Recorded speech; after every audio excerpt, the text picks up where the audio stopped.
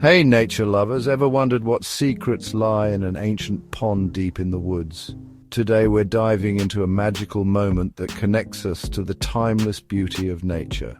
Imagine this, an old scum-covered pond hidden away where few ever tread. The water's surface is a living tapestry of green flecked with golden sunlight peeking through the trees.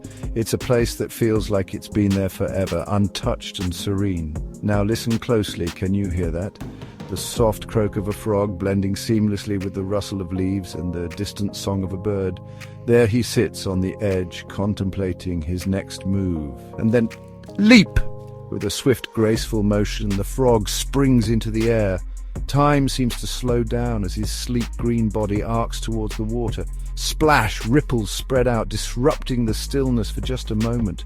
In that single leap, we're reminded of the simple, profound beauty of nature. A small act, yet it resonates through the ages, connecting past, present, and future. It's moments like these that make us appreciate the wonders of the wild. So next time you're out exploring, take a moment to find your own ancient pond. You never know what magical moments await. Until next time, stay curious and keep exploring.